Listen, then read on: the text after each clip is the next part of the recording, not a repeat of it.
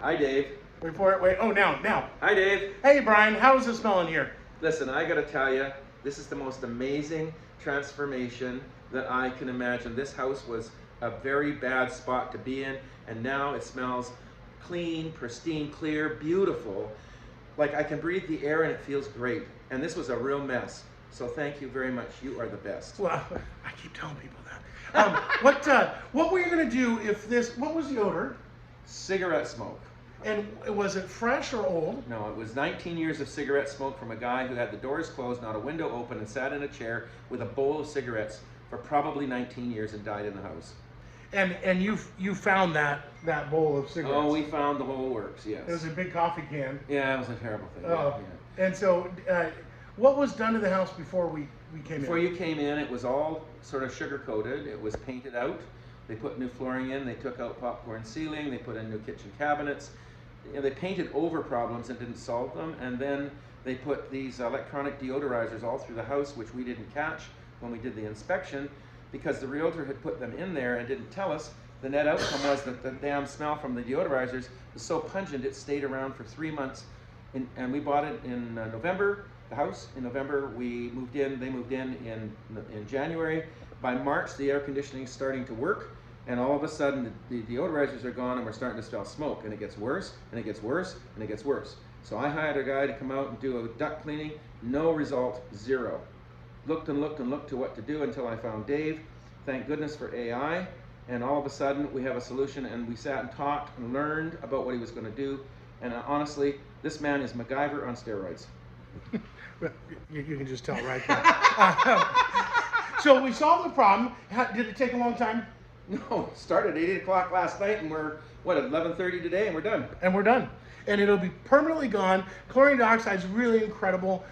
We put our whole process online so people can see it. The proprietary part is little stuff as every business has, but our dwell time and our ppms are that's kind of our magic. The science is good, but then the art is that, and we're working on air movement. Let me just say, it is an art, because another company might come in here and say, oh yeah, we got this fancy equipment, we'll come in and we'll do this stuff. They don't really know what they're doing. You know the science, and the science behind how we move buckets around and figured out where the potential risks were and spent the time to understand that is the relevancy in these kind of situations, I think. Yeah.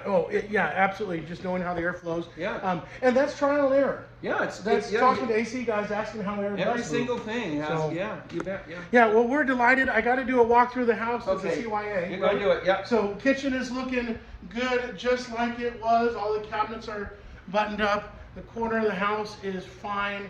Here is where the old throne of smoke was, and we had a system there, of course. Front of the house, everything is looking just like it was. Pardon me. And then here is the hall bath. Just looks exactly like we left it. I have the fan on, just pulling air out. I left the ceiling fans on and the exhaust fans in the 2 bathrooms. I left those on just to keep moving air. So ceiling fan is moving air. So the hobby room is back to normal. The primary rug is folded back down. Air is moving. Closets are closed. The bathroom, everything is as it was. Air is moving through with the exhaust fan. And then the last secondary bedroom, of course, is back to normal. Closets closed. The blinds are tilted the other way in the whole house, and then fans on. So, oh, Brian, one more question. Yeah. If this didn't work, what were you going to do? If this didn't work, this would have been, I hate to say it, a major job. We would have had to have removed the gyprock on the walls, the ceilings, the insulation behind it, because it was penetrated everywhere. So, I mean, it would have been you can get contractor quotes, but you know, it would have been couple $100,000 work, and they would have had to left. All the furniture had to go in storage. It was that bad. I mean, the smell in this house was an intolerable smoke smell. Let's just put it that way.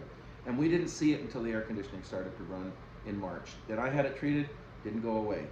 And we've been messing with this for like 7 months. Ugh, that's awful. And they've been living with it, And they didn't smell it because when you're living in something like this, your nose acclimates to the smell. But I come in and I was boom. I'm like, I can't live in this place. And that's unhealthy air to breathe. I mean, you don't want to be in that spot. So, well, Brian, thanks. Dave, absolutely. Pleasure. You're the man, and I'm so proud to know you. Oh, I really am. Yeah. And so Brian is taking me out to lunch in a couple weeks. So feel free to take your favorite odor guy out to lunch anytime. He's open to it. So hey, give me a call with any questions, like and subscribe and all those other things. I know that sounds silly for an odor channel, but it really helps with our Google rankings, and we were talking about that. I got to show up on Google. And I would just say one more thing. You need to be known by every realtor in the state of Arizona. It's true. And if you are, because there isn't a home that you would come into that's a few years old that doesn't have some form of odor. This was an exceptionally bad odor. But if the realtor that had this listing had known about that, instead of putting these stupid electronic deodorizers around the house to try and cover it up, a couple of grand later, this guy would have had no problem. And he's going to have a problem with me. Yeah. Sorry. Yeah. Well, and we honestly help houses sell faster. Houses that smell. Sure. They don't smell good. And if they don't sell and it depresses the value in the neighborhood, it's bad for the neighborhood. It is a bad comp. And if an investor buys the house, investors are great, but they'll usually buy the house very low. I just thought of something. I just thought of something for you. Put it into it. I think I know 3 or 4 HOAs around here, and you need to know the HOAs, because maybe like I'm this HOA, I'm buying Brian lunch now. this HOA is essentially, I hate the word useless, but they were local. They are very convoluted. They sold their HOA business to an outfit in New York, and I tried to catch up with somebody in New York and talk to them about this. They hung up on me. Oh wow. Yeah, and the reason I was querying what responsibility they might have as an HOA in ensuring that properties they have in their bailiwick are at least reasonably they're what they say they are. Yeah. And they didn't like that. Well, if I called them up and said, hey, listen, I got a solution for you that will never put you at risk. Hello, risk mitigation. That's the business I'm in.